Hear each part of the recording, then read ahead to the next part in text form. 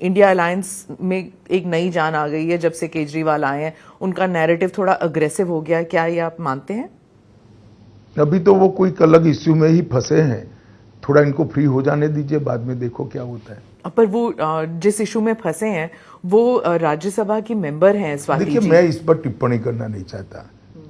अगर कोई पुलिस को कंप्लेंट करता है तो पुलिस उसका संज्ञान देगी, मगर मैं इतना ही कहता हूं कि अभी उनको बेचारे को जिस इश्यू में फंसे इससे निपटारा लाने दीजिए, काहे को ये सब में उलझाती है आप। पर वो है ना 20 दिन और बाहर हैं, उन्होंने कहा है कि अगर इश्यू अभी तो चल रहा है ना, देखिए कितना चलता है। वो कैंपेन में तो कह रहे हैं कि अगर झाड़ू पे वोट लगेगा तो उन्हें जेल जाने की जरूरत नहीं होगी।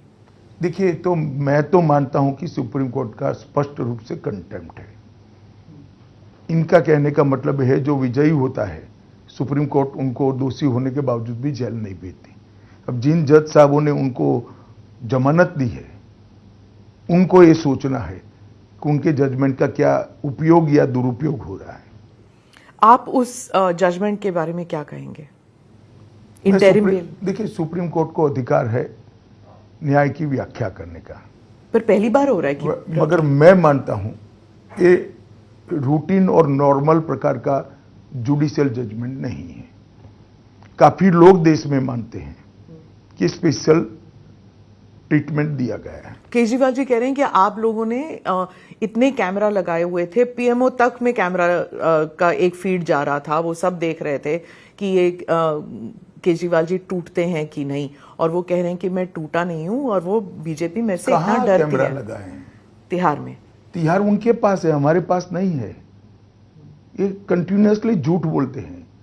जेल प्रशासन दिल्ली सरकार के हाथ में, केजरीवाल जी के हाथ में, गृह मंत्रालय के हाथ में नहीं है।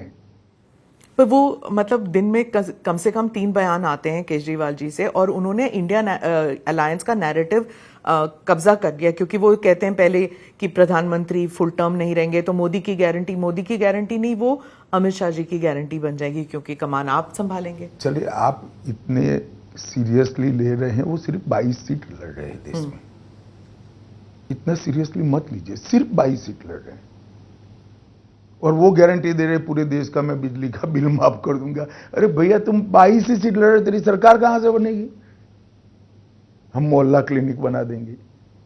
और मैं कई बार स्पष्ट कर चुका हूं, फिर से स्पष्ट करना चाहता हूं, 29 तक मोदी जी ही रहेंगे। और केजरीवाल, आपके लिए कोई अच्छा समाचार नहीं है, 29 के बाद भी मोदी जी ही हमारे चुनाव अभियानों का नेता है, उनके नेतृत्व में ही हम चुनाव लड़ेंगे।